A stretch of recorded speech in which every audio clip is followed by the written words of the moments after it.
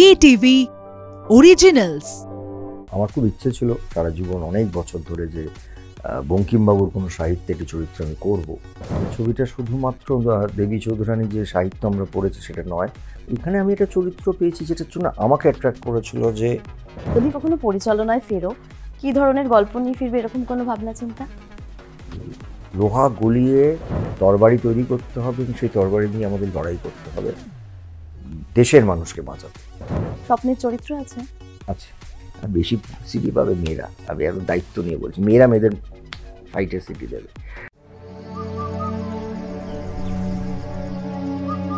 আপনার প্রিয় মা কাইবাড়ি এখন নতুন প্যাকে। 40 বছরেরও বেশি সময় ধরে যিনি বাংলা ছবির ইন্ডাস্ট্রিকে সমৃদ্ধ করে আসছেন তিনি প্রসেনজিৎ চট্টোপাধ্যায়। আর এবারে তিনি পুজোতে বড় পর্দায় আসছেন সন্ন্যাসী বিদ্রোহের অন্যতম নায়ক ভবানী পাঠক হয়ে। আমাদের সঙ্গে রয়েছেন প্রসেনজিৎ চট্টোপাধ্যায়। বোম্বাদা, আমাদের সবার প্রিয় বোম্বাদা, কেমন আছো আগে জানি? ঠিকঠাক আছে, একটু কাজের প্রেশার, প্রচারের প্রেশার, এবং এখন তো প্রচারের ধরনটা অনেক পাল্টে যাচ্ছে। তো হ্যাঁ, মানে যেহেতু এটা একটা বড় ছবি এবং এটা দায়িত্ব সম্পন্ন একটি ছবি আমি বলবো। আর ছবিটা বেশ খরচা করে বানিয়েছেন আমার প্রযোজকরা, খুবই নতুন, এদের প্রথম কাজ।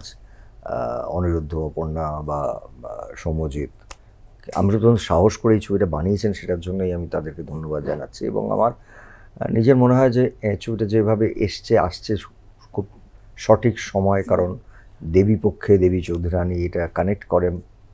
দুর্গা পূজা মানে হচ্ছে শক্তির পুজো, নারী শক্তি, এবং সেখানেও এবং আমি খুব ব্লেসড যে আমার খুব ইচ্ছে ছিল সারা জীবন অনেক বছর ধরে যে বঙ্কিমবাবুর কোনো সাহিত্যে একটি চরিত্র আমি করবো। কবিগুরু রবীন্দ্রনাথ ঠাকুরের করেছি, কিন্তু আমার হয়ে ওঠেনি যে কারণে। এবং স্ক্রিপ্টটা অসম্ভব ভালো লিখেছে শুভ্রজিৎ, কারণ এই ছবিটা শুধুমাত্র দেবী চৌধুরানী যে সাহিত্য আমরা পড়েছি সেটা নয়, তার বাইরেও যে ব্রিটিশ কলোনির সময় যে পুরো ইতিহাস, এই ইতিহাসটা ধরেইও ছবিটা। এবং যেটা তুমি বললে, মানে সন্ন্যাসী বিদ্রোহটার ওপর দিয়েই এই ছবিটার গল্পটা বলা। তাতে দেবী চৌধুরানী খুবই, বলবো না, একটা এই নারী শক্তিটাকে কিভাবে তিনি খুঁজে পান এবং ব্যবহার করেন সেটার উপরই ছবিটা বানানো হয়েছে। আমার ধারণা এটা ভালো লাগবে মানুষের। সাহিত্যধর্মী ছবিতে এর আগেও তোমাকে আমরা দেখেছি বহুবার। ভবানী পাঠক হতে কেন রাজি হলে? একটা তো হচ্ছে one of the very strong character. আমার যেটা মনে হয় যে এরকম একটা স্ট্রং চরিত্র পাওয়াটা আমার কাছে আশীর্বাদের মতন মনে হয়েছিল। সেকেন্ডলি, আমি না এর আগে অনেকগুলো ছবি করেছি, তোমরা জানো, যেখানে একটা স্পিরিচুয়াল পাওয়ার, যেটাকে আমরা সাধক বলি, সেই অর্থে লালন তাই করেছি, সেই অর্থে অ্যান্টোনিও তাই ছিল, কিন্তু সবটা না মিউজিক্যাল, মানে শিল্পী ছিলেন তারা। এখানে আমি একটা চরিত্র পেয়েছি যেটার জন্য আমাকে অ্যাট্রাক্ট করেছিল, যে একজন মানুষ সাধক এবং তিনি নিজে কালী পুজো করেন, তিনি একজন সন্ন্যাসী, কিন্তু তার সঙ্গে তিনি বিশ্বাস করেন যে লোহা গলিয়ে তরবারি তৈরি করতে হবে এবং সেই তরবারি নিয়ে আমাদের লড়াই করতে হবে দেশের মানুষকে বাঁচাতে। এই একটা হয় না এক্সটার্নাল পাওয়ার, বাইরের শক্তি যেটাকে আমরা বলি। আর আমার কাছে বারবার মনে হয় ভবানী পাঠকের শক্তিটা ছিল তার ভেতরে, পাওয়ারটা। এবং একটা সময় সেই পাওয়ারটা আস্তে আস্তে আস্তে আস্তে তিনি একজন পুরুষকেও খুঁজে পেতে পারতেন, কিন্তু তার মনে হয়েছিল যে এই নারীর ভেতরে, এই মেয়েটির ভেতরে সেই শক্তিটা আছে, সেই শক্তিটা সে জাগায়। এরকম একটা interesting device as an actor আমার কাছে মনে হয়েছিল এটা ভেরি ভেরি ভেরি চ্যালেঞ্জিং।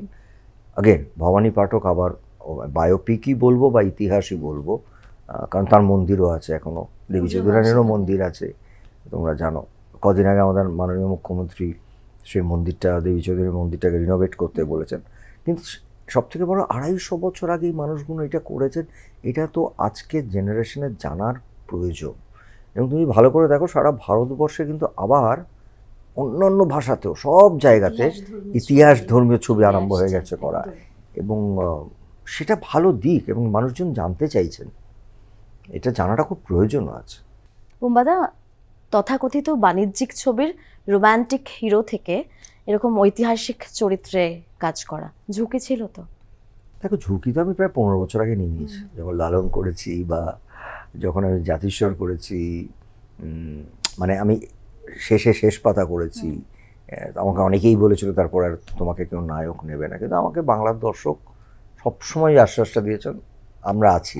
কারণ আমি তো বহুদিন আগেই ভাঙাচোরাটা শুরু করে দিয়েছিলাম। মানে আমার একটা সময় ছিল শুধু নায়ক, মানে আমি বলছি মেইন স্ট্রিম নায়ক যেটা, আমি একটা সময়ের পর খুব কনসিয়াসলি ডিসাইড করে বেরিয়ে এসেছি যে ওই জায়গাটা থাক, এবার আমি আমার মতন জার্নিটা শুরু করি, যেটা একটা আমার কাছে এক্সপেরিমেন্ট, আমার কাছে নতুন করে একটা জিনিসকে তৈরি করা।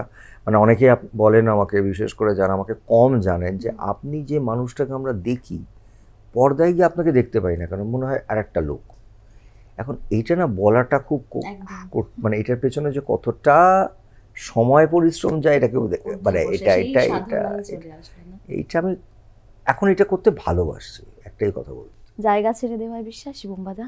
জায়গা ছেড়ে দিয়েছি, মানে আমি তো ওপেন ডিক্লেয়ার করে জায়গা ছেড়েছি। মানে কি, দেখো আমার ছবি আসলে আমি চাইবো আমার ছবি চলবে, কারণ এই ছবিটা তো আমার একলা নয়, আমার সঙ্গে সঙ্গে এতগুলো মানুষ জড়িয়ে আছে, সেটা যার ছবি হোক, মানে যে কোনো প্রযোজক হোক।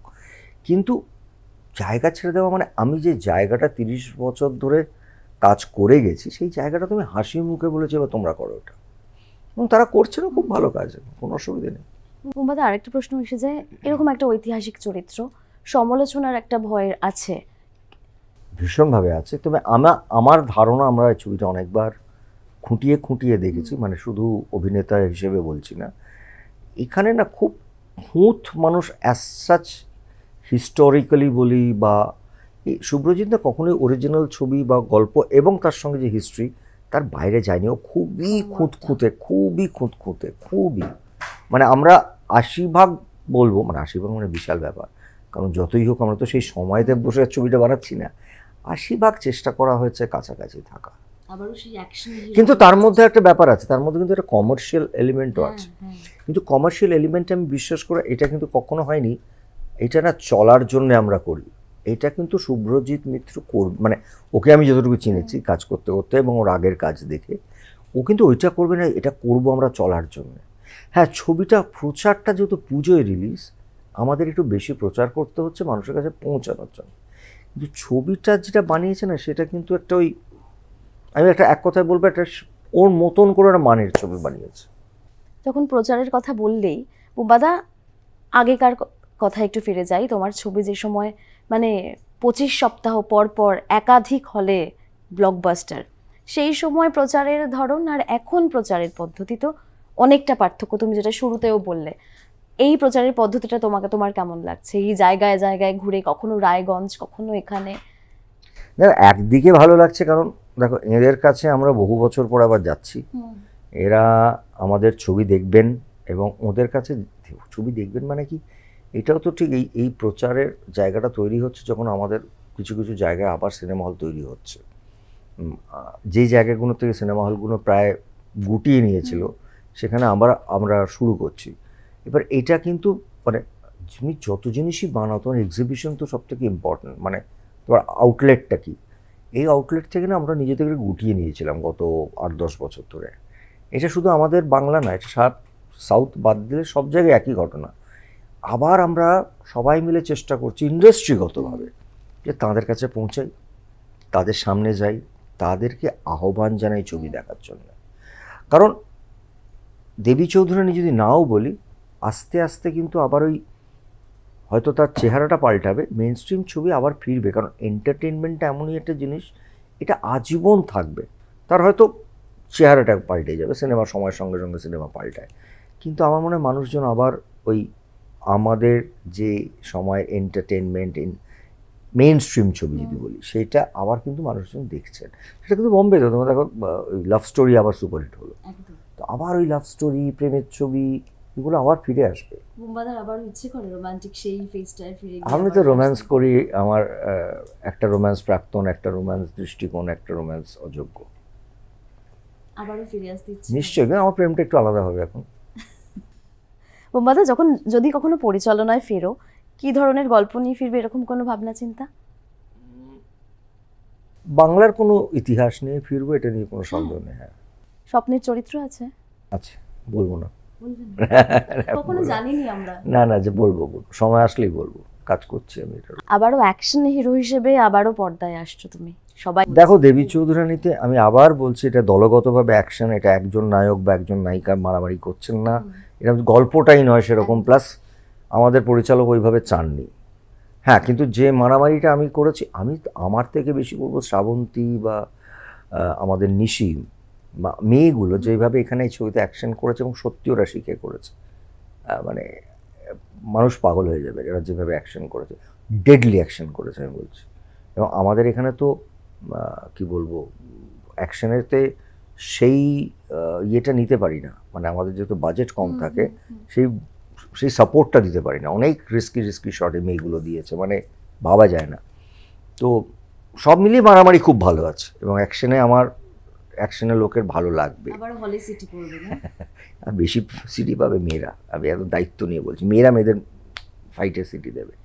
তবে হ্যাঁ, এই ছবিটা আমাকে একটা জিনিস করলো, যে ওই বলে না টিজার, এবার মারামারি ছবি করার জন্য প্রস্তুতি নিচ্ছি, নেব, করবো, মানে যেটা প্রপার মারামারি যেটাকে চায়। এই মারামারির কথা যখন তুমি বললেই একটা মানে প্রশ্ন করতেই হচ্ছে, পুজোয় 4টে ছবি রিলিজ করছে। সোশ্যাল মিডিয়ায় তুমি হয়তো নিশ্চয়ই খেয়াল করেছো যে মারামারি না হলেও একটা কাদা ছোড়াছুড়ি চলছে। কি বলবে প্রযোজকদের নিয়ে, কখনো হল পাওয়া, শো টাইম নিয়ে? প্রতি বছরই পুজোর আগে এটা হতে থাকে, এবং প্রতি বছরের মধ্যে অধিকাংশ বছরই আমার ছবি থাকে, কিন্তু আমার সাথে কারো কাদা ছোড়াছুড়িটা হয় না, কারণ আমি না দূরে বলে না, আমি এদের মধ্যেই থাকি, আমি চেষ্টা করি মধ্যস্থতা করা, ছবি আমার থাকুক আর জারি থাকুক, আমি সবসময় বিশ্বাস করি এটা আমাদের ছবি। এইটা আসলে কি 2 সপ্তাহ বা 3 সপ্তাহ আগে তো আমরা একটা চিঠি পাঠিয়েছিলাম যে আমরা আঞ্চলিক ভাষার ছবিকে একটা, এবং সেটা একটা মোটামুটি ভদ্র একটা অসম্ভব ভালো জায়গায় এসেছে আমি বলবো, যে যেখানে সারা বছরে যখন একটি ছবি আসবে অঙ্গরিক কঠিনের মতন, বা যে ছবিগুলো ধরো সারা বছর রিলিজ করে, একটু অন্য ধরনের ছবি, তোমরাও জানো যে সেই ছবিগুলো সঠিক সময় পায় না, লোকে ভালো বলার আগেই হল থেকে সরে যায়, কিন্তু সেটা ধরে রাখতে পারলে লোকে এসে দেখেন। এই ছবি কথাগুলো তো ভাবতে হবে, শুধু তো আমরা আমাদের বড় ছবি বা ফেস্টিভ্যাল ছবি নিয়ে কেন কথা বলবো, সেখানে কিন্তু আমাদের একটা বড় সাহায্য আমরা পেয়েছি। সেই জায়গায় পুজোর আগে একটা এরকম হয়, তবে আমার মনে হয় এইটা না আবার ঠিক পুজোটা যেই ওই 4 দিন যখন ওই হয় না রেজাল্ট বেরোনো, রেজাল্ট বেরিয়ে যায়, যে যার ফেট, তারপরে ফাইনালি কিন্তু আবার 4-5 দিন মধ্যে এরা বসে আড্ডা মারছে সবাই, মানে এটা নর্মাল। তো এটা নিয়ে না আমার মনে হয় সবাইয়ের এত, এটা নিজেদের জায়গা ওরা নিজেরা মারামারি করে সলভ করে নেবে। আমি বলবো আপনাদের কাজ হচ্ছে হলে আসা, সব কটা বাংলা ছবি দেখা, প্রত্যেকটা বাংলা ছবি ভালো, সব কটা বাংলা ছবি দেখুন, তারপর ঠিক করে নিন 2 বার কোনটা দেখবেন বা 3 বার কোনটা দেখবেন, সেটা আপনারা ঠিক করুন, কিন্তু পুরো ফ্যামিলি নিয়ে বাংলা ছবি, প্রত্যেকটা বাংলা ছবি দেখুন। এবং দর্শকদের আরেকটা অনুরোধ আছে যে জুটিতে আবারও তুমি মানে যদি ফিরতে চাও, তোমার কোনো পছন্দের জুটি আছে বুম্বাদা তোমার সাথে? যার দেখো আমার সাথে তো প্রচুর জুটি আছে, মানে ঋতু ছাড়া রচনার সাথে আমি ফিরতে চাই, শতাব্দীর সাথে একটা কাজ করতে চাই ভালো, দেবশ্রী রায়ের সাথেও একটা ভালো কাজ করতে চাই। সম্প্রতি এক সাক্ষাৎকারে বলেছেন যে বুম্বা এবং দেবশ্রীকে একসঙ্গে আবার দেখতে চাই। এবার আমি সত্যি চাই একটা ভালো কাজ করি, পরিণত কাজ। আমরাও চাই। বুম্বাদা দর্শকদের কি বলবে?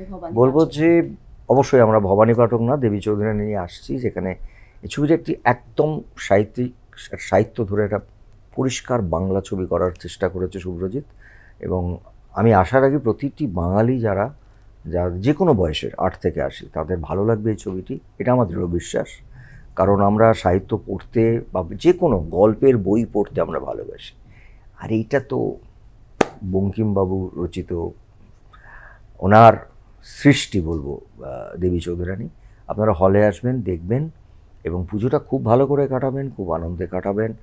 আমি একটু আগে যেটা বললাম, আমি সবসময় একটা কথা বলছি, সোশ্যাল মিডিয়া বা অন্য জায়গায় কী লেখালেখি হয়, বলা বলি, আমি ঠিক কতটা বুঝি না, জানি না, তবে আমাদের যে বাংলা ইন্ডাস্ট্রি, আমাদের হয়তো 2 দিন মুখ দেখা যায়, এটা সংসারে হয়, 3য় দিন আবার আমরা কিন্তু সবাইকে গলায় জড়িয়ে ধরি, এটাই আমাদের কি বলবো, এটাই আমাদের রীতিনীতি বলতে পারেন। তাই জন্য আপনারা শুধু বাংলা ছবি হলে এসে দেখুন, প্রতিটি ছবি। ভালো থাকুন, পুজোটা খুব ভালো করে কাটান। অনেক ধন্যবাদ, তোমারও পুজোটা খুব ভালো করে কাটুক, এবং আমরা আবারও অপেক্ষা করে থাকি তোমার সেই স্বপ্নের চরিত্রকে পর্দায় দেখার জন্য। Thank you so much.